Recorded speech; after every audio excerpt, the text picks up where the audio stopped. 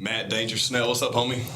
Not too much. Happy to be here in the studio. I gotta say, I'm pretty impressed with the place. Oh man, it's just one of those things. We're working on it. Yeah. When you're a guy like me, you're not from much. You're easily impressed. Yeah. So this looks nice. Yeah, man, we're making it work around here. Yeah. We're 2 years in now. This is the first show after the 2 years, the anniversary per se, this weekend. So I'm excited. Very cool. So I'm a part of that. Hell yeah, dude. History in the making, right there. Nice. Well, you got a lot brewing, man. We got fights tonight for AKA. We'll be commentating that. That's always exciting. I'm just happy to be a part of that with you guys now. Yeah, it's fun. I think we've done a good job of working together and working cohesively. And as we've worked more shows, we've gotten better at it. And sorry, I left you guys hanging on the last one, but that's good. Yeah, no, it's you left good. us with good company. That's right, Matt Hughes. That ain't doing too bad. So. No. Heck no, man. Well, so you got a fight coming up December 11th, and it's a stacked-ass card, dude. What you thinking? How you feeling? Yeah, obviously, me and this guy, we've been supposed to face off now for a minute, so it'll be good to finally get in there and get it done. I've spent a lot of time thinking about this guy, and he's obviously very good. But moreover, just being a part of a huge card is always a great honor. So Tony Kelly will be opening the show is what I saw, which that's a hard act to follow, I must say. And obviously Poirier headlining the card. So very cool. Little splash of Louisiana in a big fight weekend. Yeah. How about that? Yeah, dude, that's going to be exciting. Well, I mean, what should we expect? I know the last couple fights have been an excellent showcase of your boxing, and I'm excited about that always, but so what you been working on, man? Much of the same, trying to sharpen the blade. Obviously from the last fight we want to the last fight was strange because it was in the big cage and I kind of got lost in all that space, so we've been working on making sure that I'm more deliberate with my foot motions, defensive fundamentals and things like that, but much of the same. I anticipate no matter what the game plan is, I typically go in there and I fight like myself, so much of what you've seen in the past, I think you'll see more of. Hopefully we can make minor adjustments because I think, I'm right there. I'm close. Minor adjustments, small things. A lot of times when people see you take a loss, they're like, well, back to the drawing board. But, at this level, it can't be back to the drawing board. I've been doing this too long. So, we just trying to keep it sharp, trying to get better all the time. I feel good about things right now. I'm beat up. I'm tired.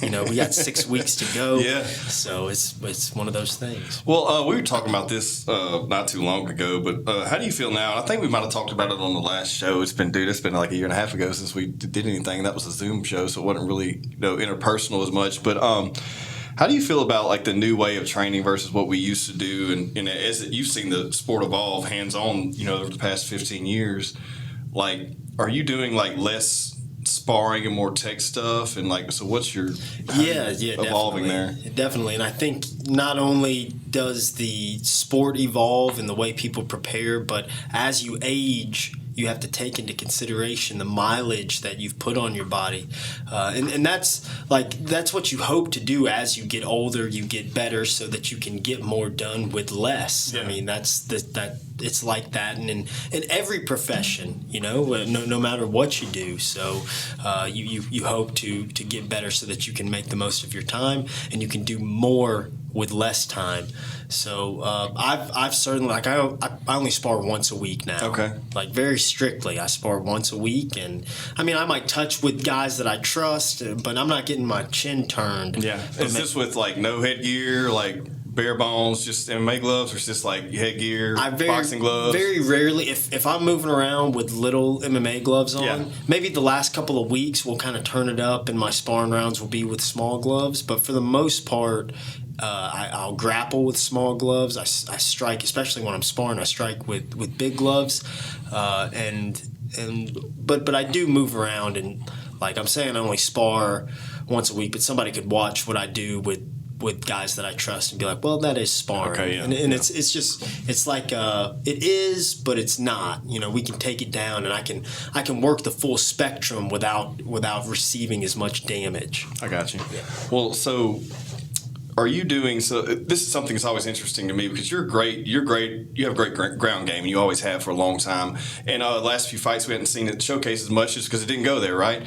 But it's always interesting to me to discuss these things with people when they're rolling, like especially getting like closer to the fight, keeping those gloves on because it's a change of pace from just grappling and not having those gloves on. Whenever you get into action in certain positions, you can't do things with because your hands are restricted. It really is, and honestly, it's like a different sport. Yeah. I mean, and that's why you can see guys with very limited jiu-jitsu ability, like, you know, if I threw a gi on and went to SMAA, or these guys would tie me in knots. You know, there's blue belts that would put it on me. But when we put on 4-ounce gloves and I can drop hammers, it's almost like a different game. Yeah. You know, entirely. And even guys, it's something that I'm constantly working, like punching while grappling, because I do come from a grappling background, so I do have the tendency to get extremely grapply, you know. But when we have, like, man, we all know like the basics. Yeah. We might not all know the basics of it, but let's imagine we're in somebody's guard.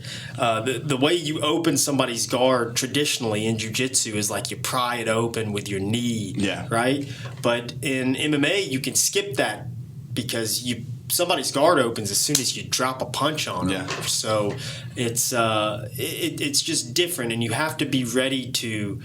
There is a time to grapple. There's a time to punch, and that's what's so fun about it. And that's what I'm always, honestly, also what a part of my game that I'm always trying to sharpen is, you know, implementing my striking through my grappling so that it makes me a better grappler, and it's a fun part of it. But yeah, you're absolutely right. Well, you see that time and time again where you see a lot of really good grapplers get in the cage, and then you see and they don't ever get to really utilize that part of it. Like they're just doing constant motions of jiu-jitsu and not really utilizing the striking. And then you have a guy who's not so great at grappling that may, you know, defeat them on the ground because they're just dropping bombs the whole time they're in their guard. You know? I mean, we know the old additive. You know, you punch a black belt, he's a brown belt, and so on and so forth, right? You punch that guy too many times, he's a white belt. And it is very true because we tend to get away from the fundamentals and technique as we're getting our dang brain rattled. So it's definitely true,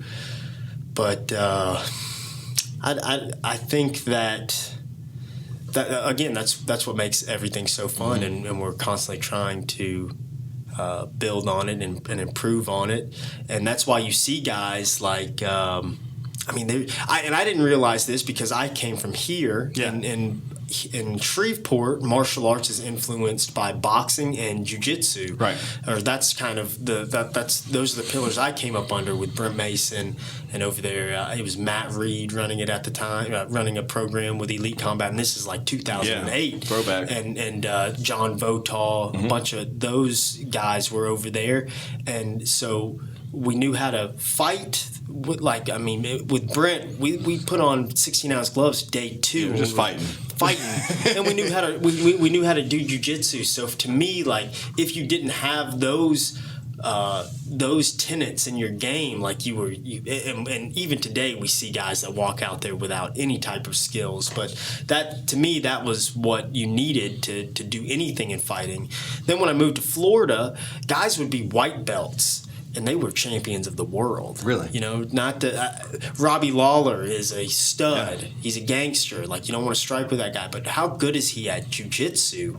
I don't know. I don't either. I've never even seen him do it. You know, I trained at the gym with him. I've got so much respect. I'm not down. Robbie's the greatest. He's one of my favorites of all time. But I'm just saying, there are so many ways to get it done, and even if you're not great at jiu-jitsu, if you can prevent somebody from doing jiu-jitsu to you and you can punch them, you can be a world champion. You know, so there's that thought, like, how much time do I delegate to what?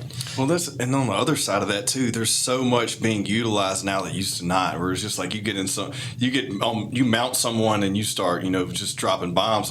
Now it's like so hard to mount. Like, you watch these elite, like where you're fighting in UFC, like you watch these fights, like no one ever gets mount.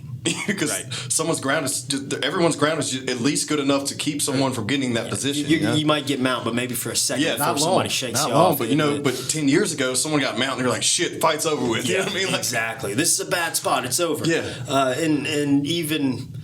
I'm sure we've kind of discussed it in the past before, but when I started, if you threw like a spin kick in the gym, you'd get laughed out of the place. Yeah. You know, it was like, what the F are you doing? Don't ever do that. Like, traditional martial arts were very, very like in the early MMA days when I was getting started. It's like, bro, don't bring that karate nonsense in here.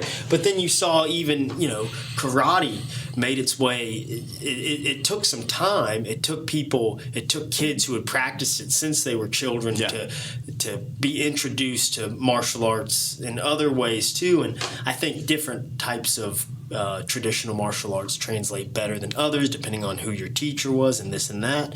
But it's come full circle, and that's martial arts is alive, as they say. It's literally changing every single day, and that's what's so profound about it. Yeah, I mean, it's insane how it's evolved. And Grandmaster Baker is a really good friend of ours and a mentor of ours. Like we were having this conversation last week because he's been working with Tony Kelly, who's going to be on the card with you, and it's like they're working a lot of traditional stuff. Well, like you were just saying, like a long time ago, you're like, hell no, we're not going to do that. But once you're a veteran in the cage, right? It's and you're way sharper. It's easy to implement those traditional things. You can figure out where to work them in. Whereas if you're just an amateur coming in, you have to be careful and stand your ground and work on the game plan. Well, you have to build the fundamentals first, and if you want to add some different types of things, what's great about starting with traditional martial arts though is that they can like build these really unique systems into their game that are introduced to them when they were younger, different ideas. I think about I used to train with this kid Justin Scoggins at American Top Team. He fought in the UFC, and he's the best guy I've ever put my hands on. I mean, he'd hand out beatings to me every week. And his first teacher was Stephen Wonderboy Thompson. Okay. So when he was 5 years old, he was in that's where he started. So he had that similar style. The difference with Scoggins was he could really wrestle too. He learned how to wrestle. So it was just this side kick, hook kick, head kick, and it was such a simple system that he played, but it's like rock, paper, scissors, and he knows what's coming, so he's always going to pick against it. And he built that through his childhood. He was able to take that traditional martial arts, that karate, and implement it. And again, like Stephen Wonderboy Thompson was his coach. It wasn't Jim Bob's who's what's behind whoever knows.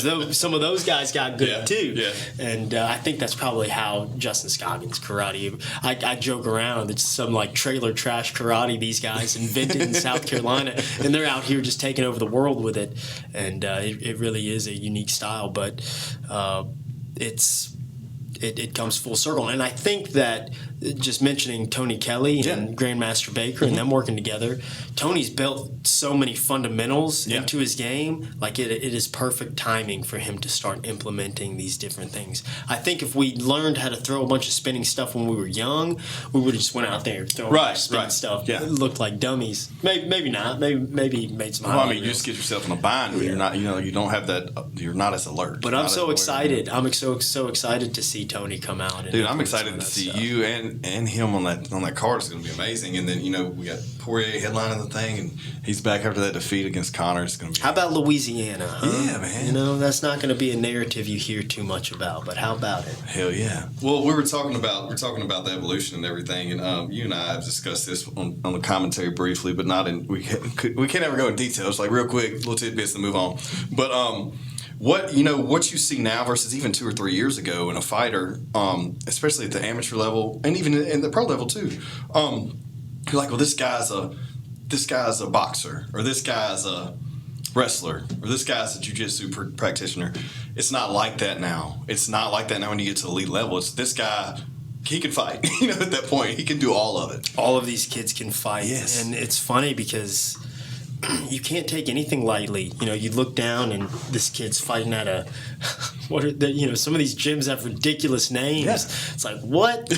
And then they come out and they go 4-0 and they're all gangsters. They all have a similar style. It's like, what in the? You just never know nowadays. We had that one card that stuck out to me. Most of those kids out of the gym from around there, not far from where you're at, I believe. It was just called the gym. The gym. I was like, okay, that's right. And remember we had that was in Monroe. Yeah, we were in Monroe. And we had and those guys just beasts, smashed people. I was like, holy shit! Yeah. And they these all kids are badass. Yeah, when are they coming back? Where'd those guys? We gotta look at that. Let's get them back in there. That's right. They had a good night. Yes. Yeah, so it's interesting in that you really never, and that again, it's the beauty of it. It's what makes it so profound, because there's some big names out there, guys and coaches, big names, but man, you never know. A lot of guys out here are excellent coaches, and they're just bringing up their little small crop of murderers, and just speaking from Houston, I went over to War Training Center, which is a little place in Houston, and they've got a great group of little guys. And I went over there and drilled with them the other day. And there's so many places in Houston, and I literally just try and make the most of all of them that I possibly can. But it's impressive, just all little nooks and crannies. Well, that was my next question too. Where's your home gym at now? And because I know, as I've seen you guys grow, it was like trying to find a home and moving around and trying to find the best fit, but still implementing new things and visiting other gyms. Like, how do you balance all that? I'm just out here stumbling and bumbling through it. I have no idea what I'm doing, DJ. I'm literally just trying to find the rounds every day. But no, I've been working with the guys over at Fortis MMA. Okay. I've been camping with them now for last couple of my training camps, and we kind of started going over there during the pandemic just to try out something new. Coach Safe is my who I would consider my head instructor. He's the guy that corners, he'll corner me. I work with Alex Chang, who's my striking coach, overall MMA coach, and I work with him every single day. He's kind of the guy behind the scenes, and Coach Safe is the general of sorts. So I'm in Dallas at the beginning of the week, typically Monday and Tuesday. I'm in Dallas, and I drive back Tuesday night, just so I can maximize my time at home. Right. And that's been new, a balancing act. I was able to be very selfish early on in my martial arts tenure and be gone and do my own thing for a lot of times. And now I got a little girl, so I miss her, and it's not like it's demanding or I want to be there. Yeah. So Monday, Tuesday we're in Dallas, and then I drive back. Tuesday night is like my test night. That's the night we put it all together. We strap it up and we spar hard. And been getting rounds with fellow UFC bantamweight Miles John, just freaking skipping his right hand off my cheekbones. But shout out to my boy Miles John. And all the guys over there got some good training partners over at Fortis. But like I said, I'm bouncing all over Houston, because even yesterday I went to War, and then at night I went to Metro, which is Adrian Yanez, and they've got Ruffian Stotts over there. He's probably about to fight for the Bellator title. Just freaking mauls me.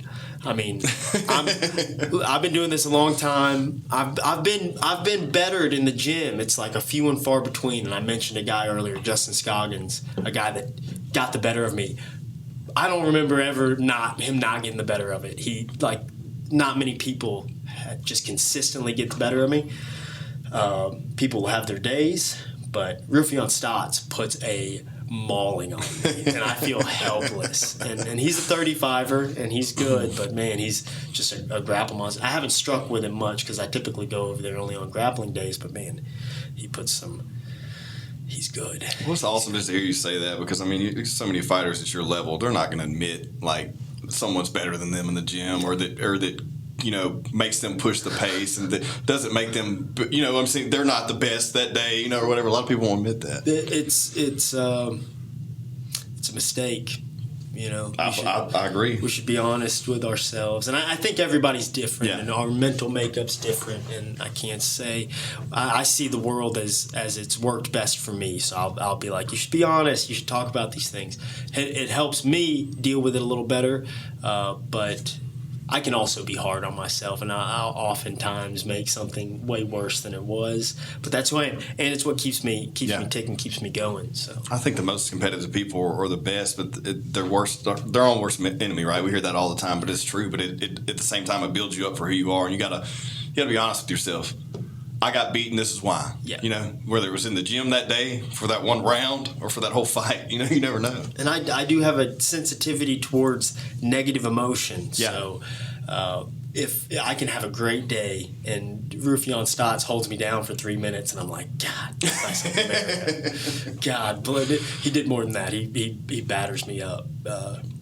It's just sometimes you run into a guy that gets on top of you and it's like, this guy is different. Yeah. And he's certainly that. Rufion Stotts. He's probably going to be the Bellator champ. Really? Well, I'll have to check him. I've seen him fight early on, I believe, but I haven't seen it lately. I haven't been keeping up. But Bellator's like, it's hard enough, dude, for us to keep up with all these fights. Absolutely. You guys are fighting every weekend now. We got AKA, and then there's UFC fights, Bellator. Yeah, I mean, UFC's fighting every weekend. We got BKFC in here now, Yep. Which that's been exciting too. What's your take on that? My take on that is if you ever see me fighting bare knuckle, BKFC, hear me now. If you ever see me out there, I'm making $1 million. Yeah. I'm not doing it for any less. Yeah. Period. So I'll never say never. Yeah.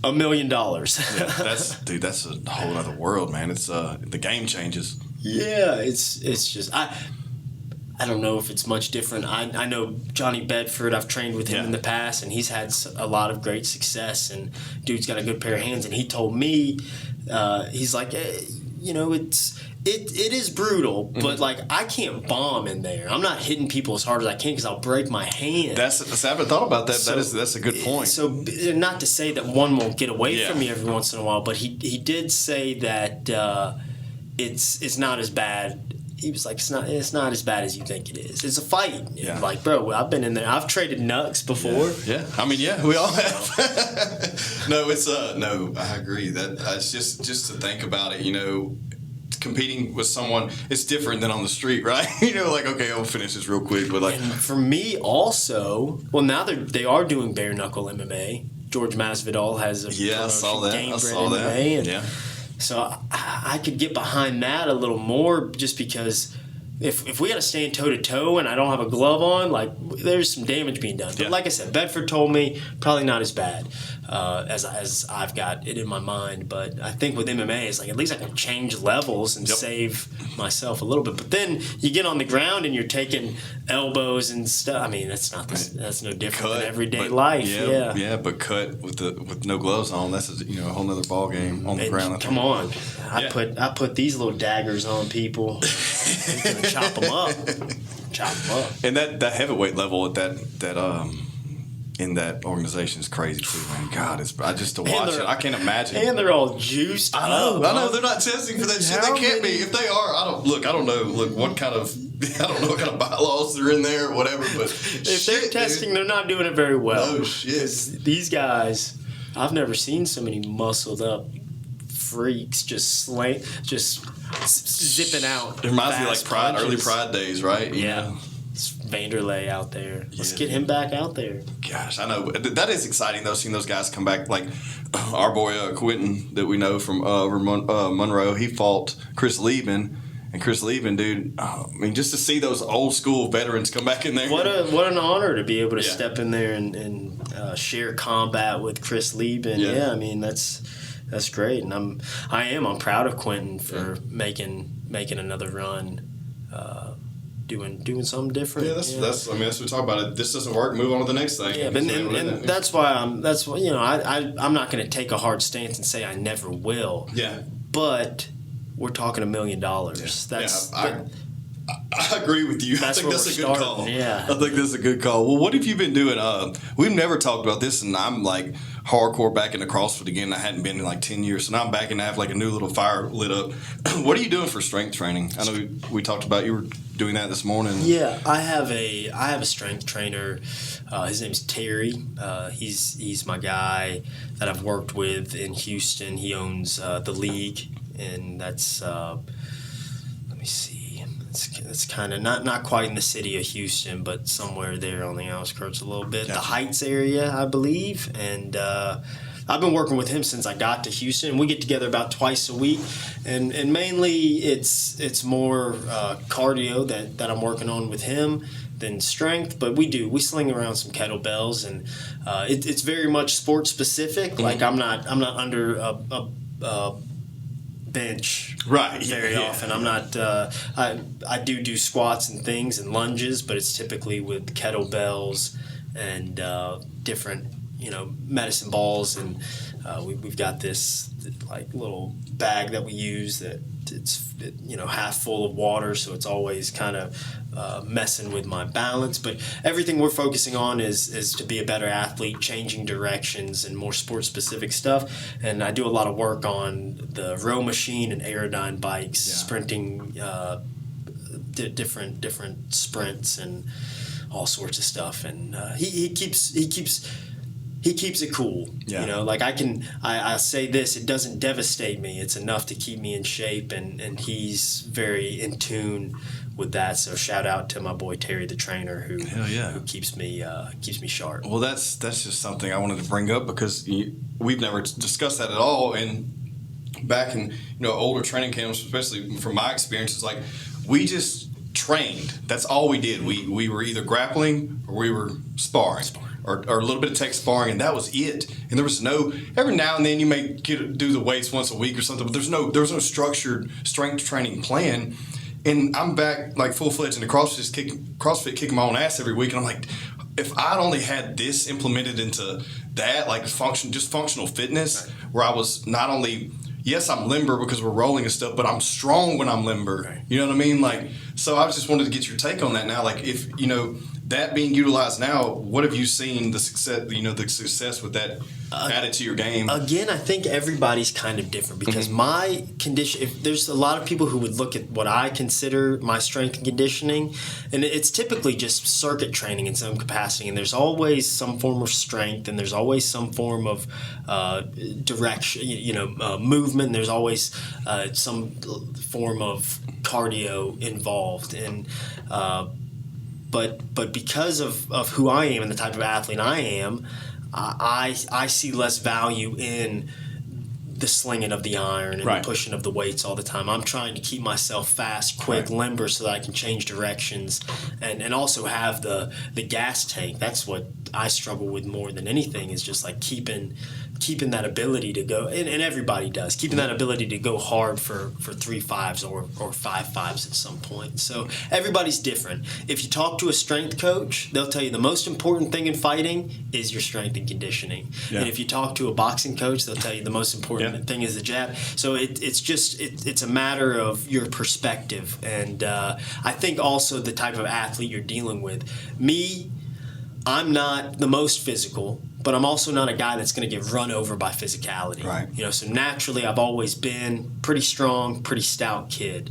So I have to maintain it, and I maintain it with that type of work. But I see these guys pushing these sleds, running up hills all the time, doing all this crazy stuff.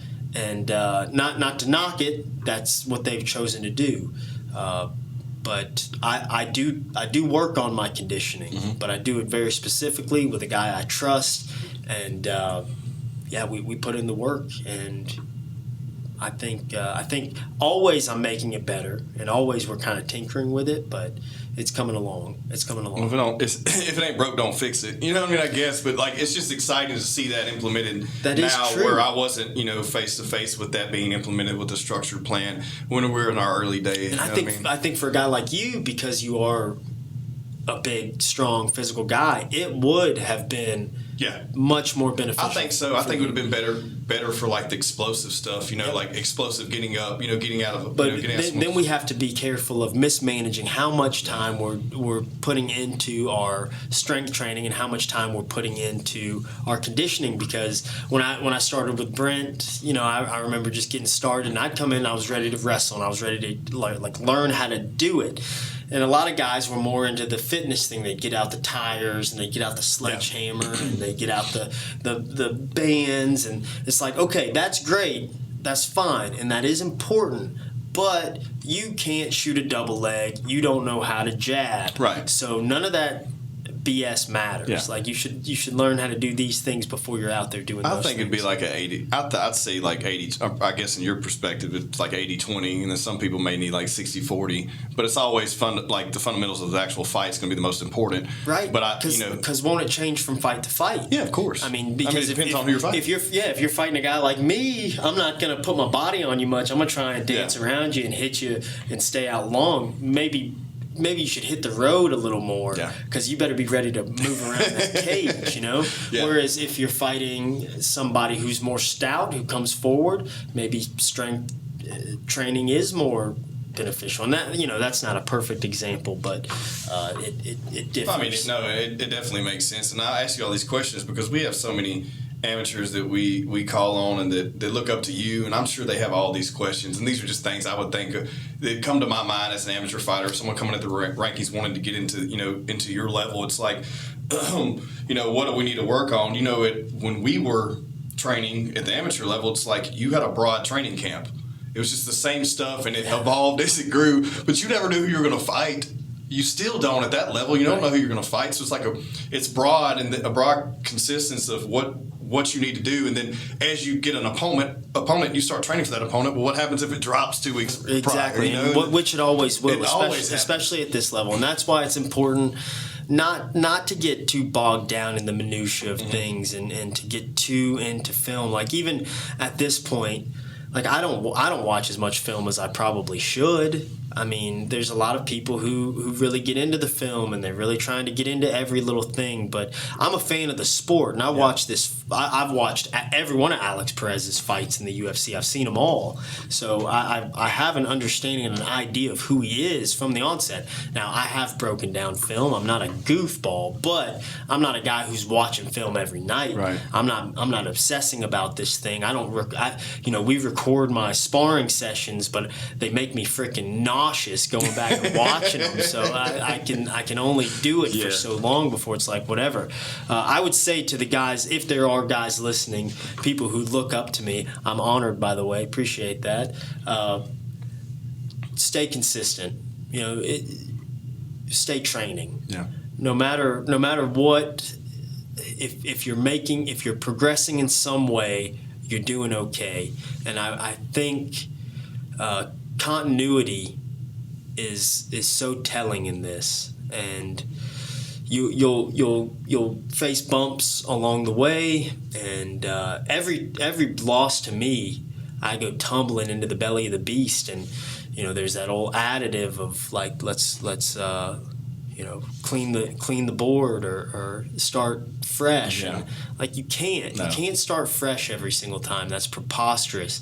It's always small adjustments that need to be made. But if you're not in the gym, if you're not logging the reps, if you're not putting in the time, and it's all champagne wishes and caviar dreams, you're just thinking about it. The guys who are going to get there are the guys who go out and train and fight, stay active, and no matter the outcome, they come back and they face it again. And there are certainly things that you can do to improve along the way. But I'm a goofball too, so I definitely don't have all the answers. And also, I'm only speaking from my perspective. Yeah. Like even you and I, our backgrounds are different. Maybe not huge differences, but I have run into guys, and I talk about this kid all the time. His name's Johnny Eblin, and he's a contender in the middleweight division in Bellator. He's going to be the champ one day too. But I was there the first day he was at American Top Team. Yeah. Kid couldn't throw a punch. I went away for a fight. I was gone maybe 2 weeks. Like went away, fought a fight, took a week, spent some time with my now wife, came back to American Top Team. Next time I saw Johnny, he looked like he was a boxer. He was like throwing sharp stuff, and the kid came from a wrestling background, 2-time All-American from Missouri, like had that pedigree, but also just a stud, just that type of guy. And now he's in his career, he's undefeated in Bellator. And I remember him asking me my advice after, he had like 2 amateur fights, and he was like, what do you think I should do? And I think the first time I talked to him, I was like, man, don't turn pro. You take your time a little bit, because that's what I did. Yeah.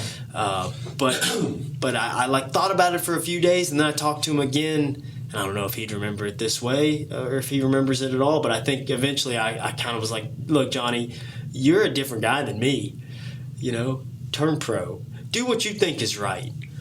Because ultimately I can sit here and give you my advice, but it's from my perspective. And for me, I had to learn to win through fighting. Yeah. I had, not to be dramatic, but I had never known how to win until I stood across from another man and they said, go. Like I played team sports and I struggled, and then, school wasn't my thing and whatever. So I came from a different background. I had to build it from the ground up. But guys from backgrounds of excellence, like guys who have wrestled their whole lives, championship wrestlers. It's a different thing. So keep that in mind too as you're listening to me. I'm speaking from my perspective. Well, something interesting you said earlier that hits home for me is that we see this is like these amateurs, like you said, don't stop. We've seen so many times where these amateurs are in a great progression and then they just stop fighting because something comes up,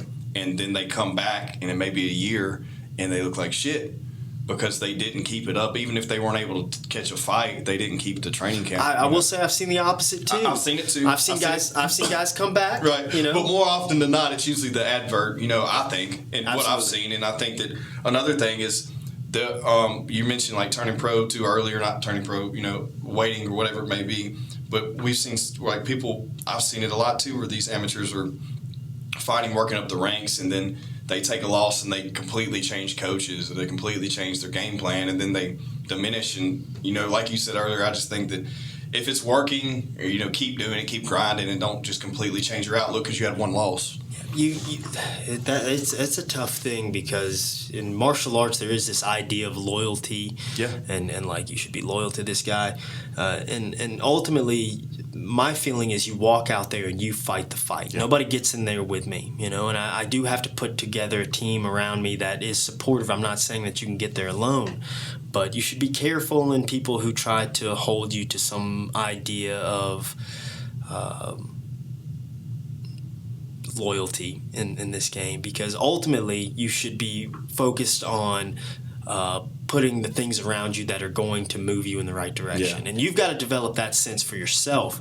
And you might be wrong, and you will be wrong. You'll be wrong about it sometimes, you'll be right about it sometimes. Don't ever burn bridges, but do what's best for yourself.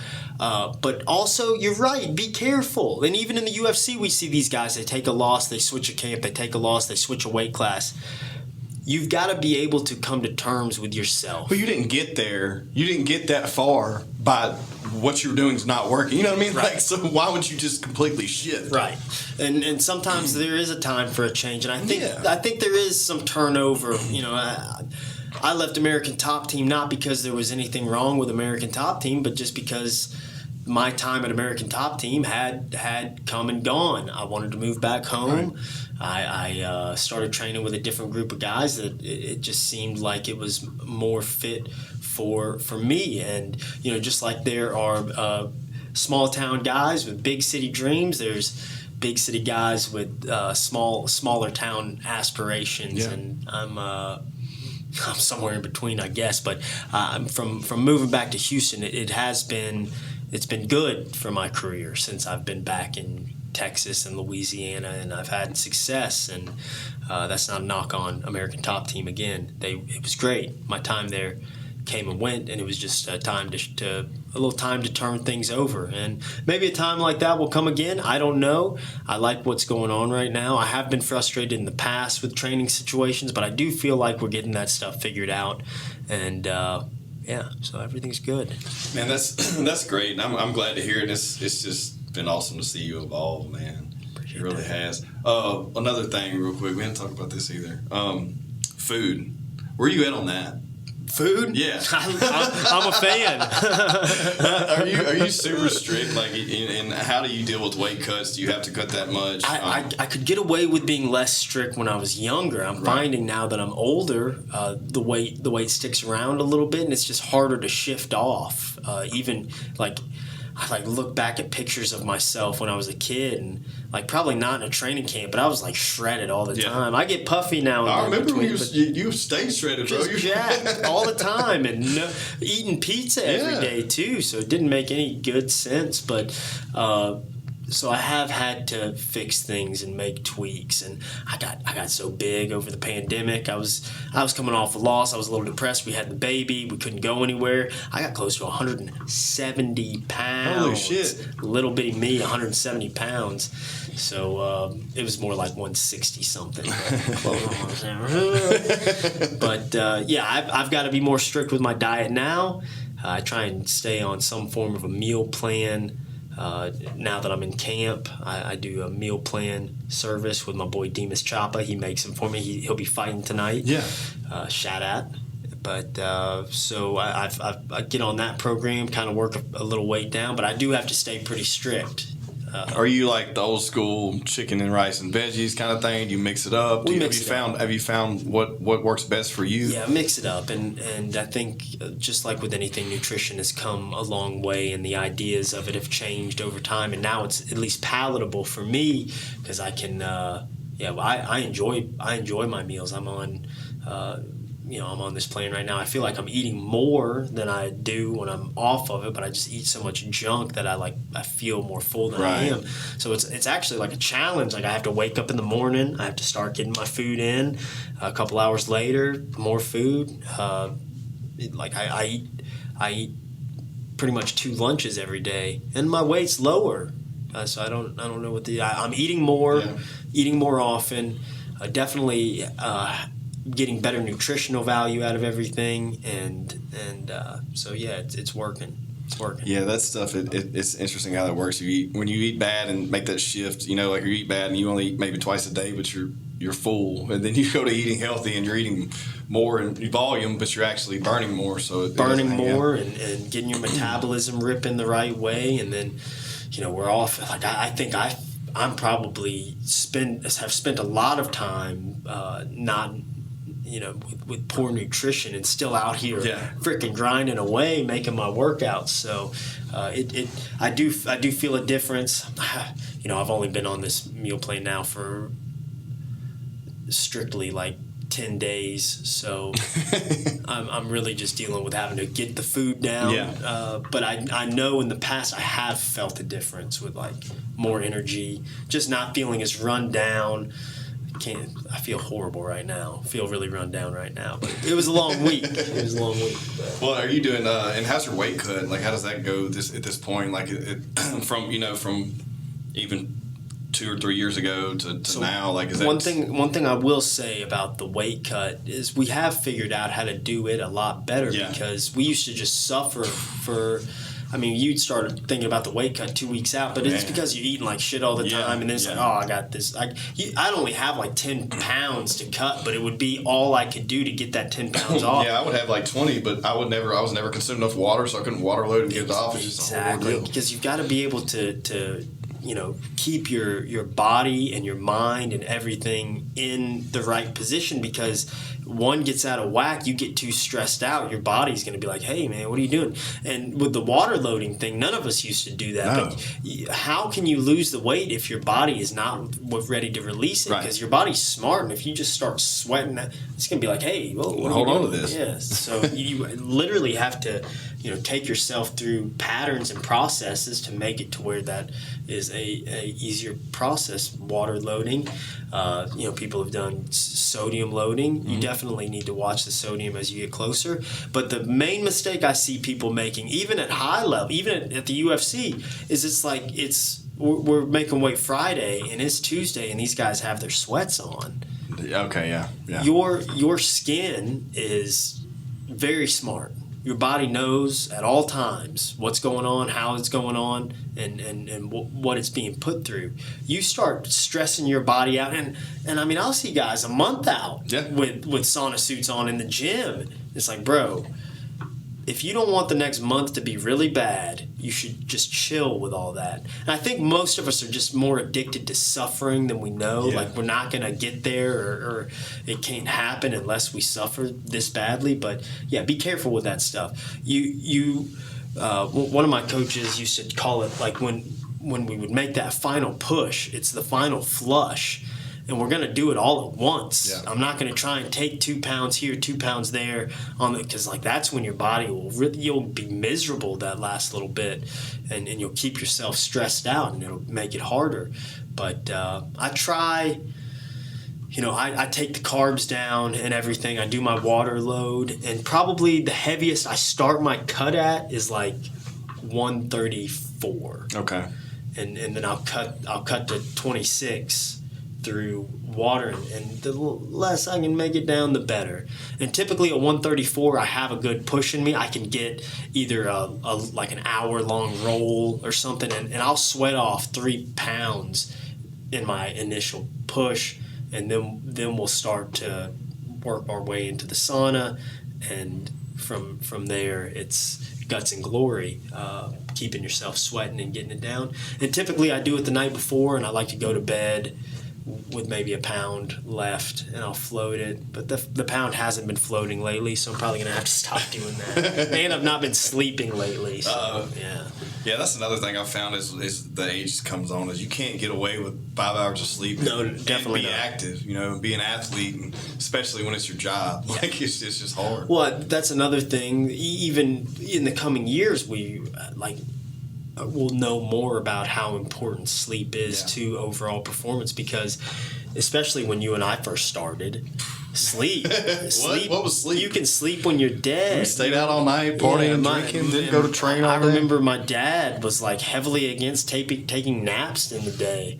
And I think it was just because my brother would nap for like 3 hours at a time or something. But that's preposterous. It's like I can go and take a 30-minute nap and be far more productive throughout the day. I've noticed that, even like a little 10-minute, man, if I can just get that, if I feel like a little bit of tire coming on, just we back. Yeah. It's interesting how it's just becoming more body aware is all it is. We've been in this thing long enough now, we know what works and what doesn't. Because a civilization works in a certain way. You got to do what you can to stay alive for the longest time. I think people today that we're finding things out and we're like, how have we not known this stuff? And it's just because for most of all human history, all we've been able to do is stay alive. Yeah. Now we're just being able to work our way into, better things, and more information will continue to come out. Wrong information will come out.